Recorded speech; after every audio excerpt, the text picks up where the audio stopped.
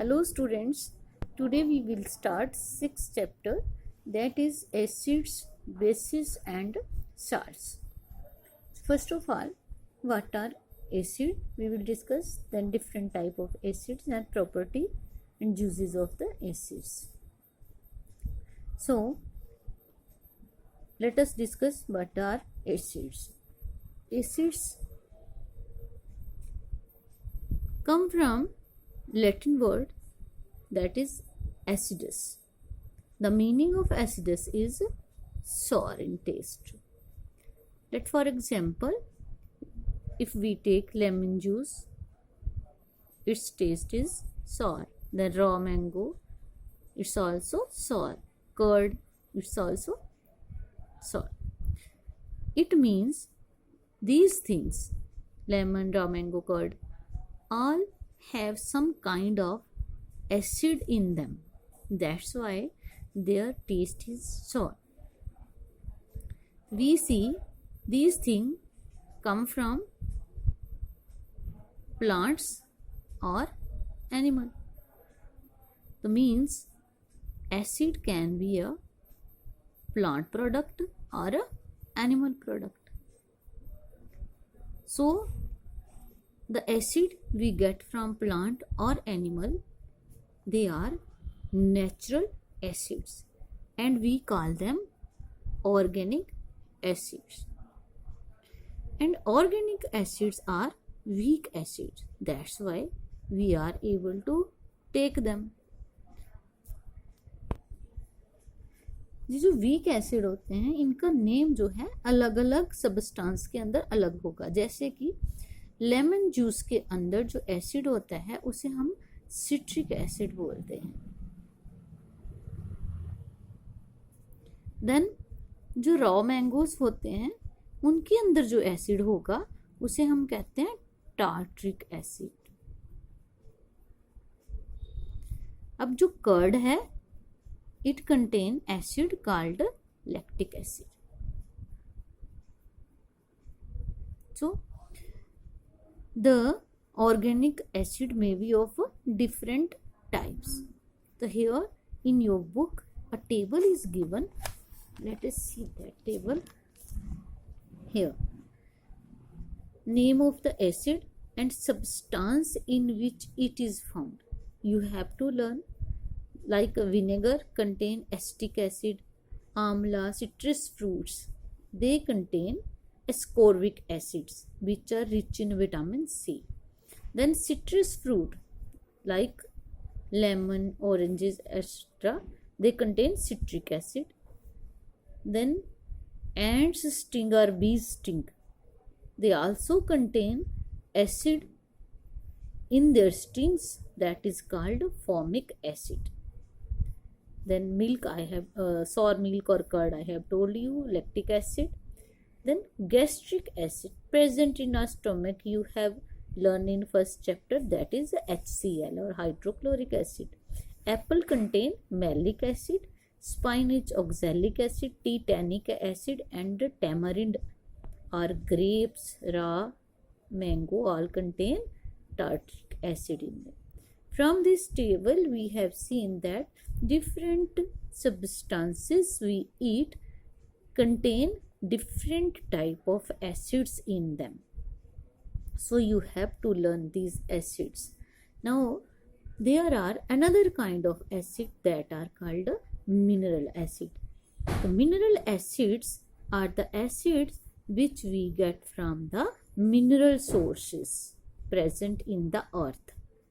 These are also called laboratory acid because they are used in laboratories like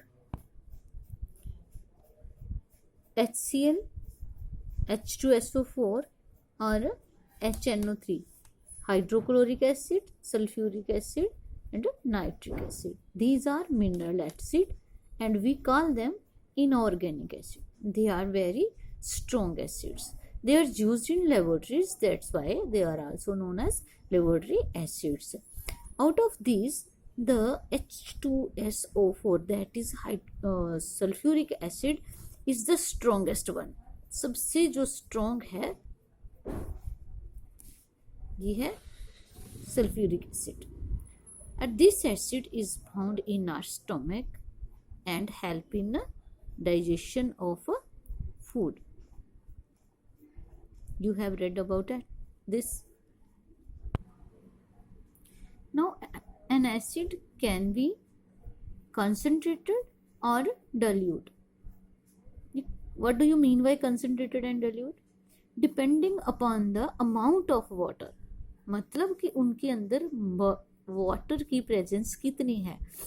simple example आपको बताते हैं, जैसे suppose कि आप प्योर मिल्क लेते हैं, तो मिल्क जो प्योर है उसमें आपके मम्मा पानी डालते हैं तो फिर भी वो ठीक ठाक मिल्क होता है। तो वो जो पानी डालने के बाद मिल्क है वो क्या हो गया, डाइल्यूट हो गया। पहले क्या था, वो कंसनट्रेटेड था।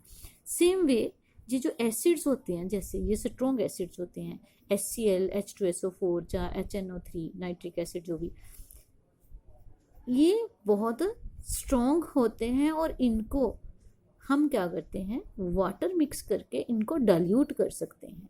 जब इनके अंदर वाटर नहीं मिक्स होता, जब कम वाटर होता है, तब ये कंसंट्रेटेड होते हैं।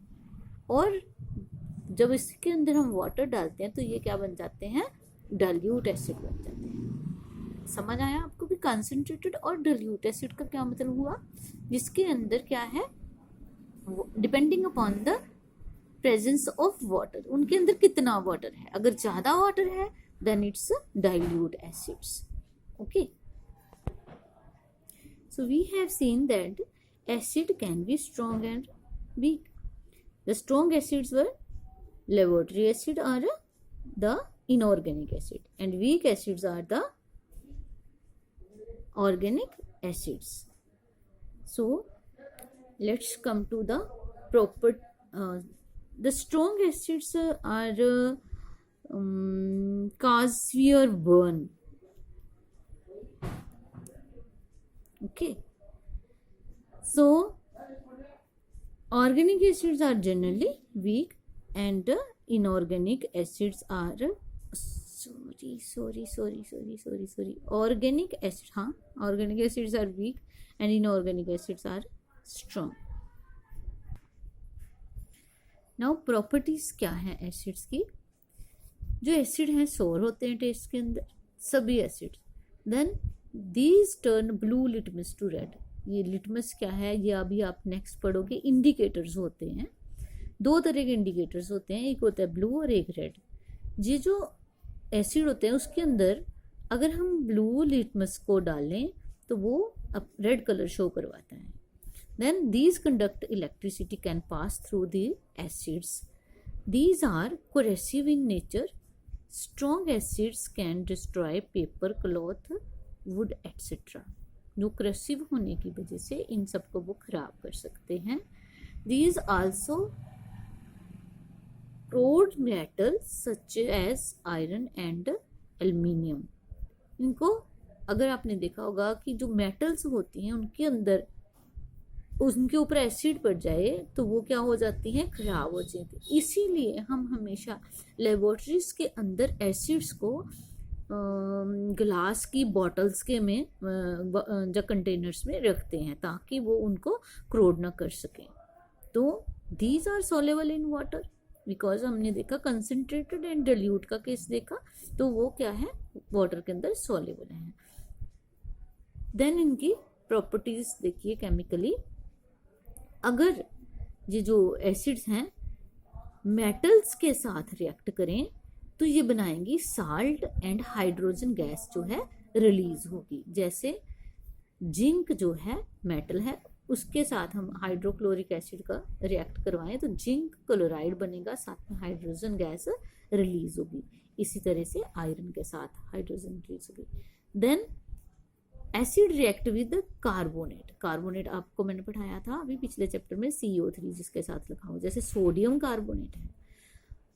अगर कार्बोनेट के साथ एसिड रिएक्ट करें तो क्या प्रोड्यूस होगा, साल्ट होगा, वाटर होगा और कार्बन डाइऑक्साइड निकलेगी। पहले केस में हमने देखा क्या निकलना था, साल्ट और हाइड्रोजन गैस।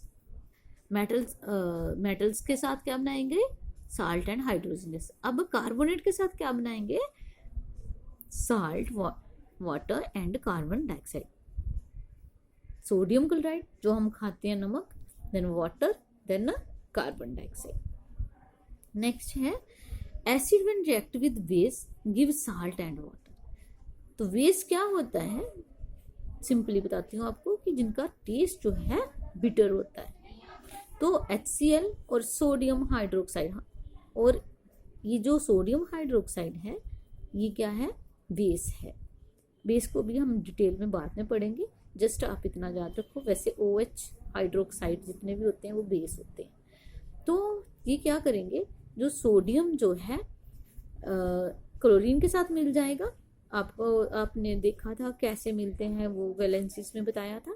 और ये क्या बन जाएगा, H2O, साथ में क्या निकलेगा, वाटर निकलेगा।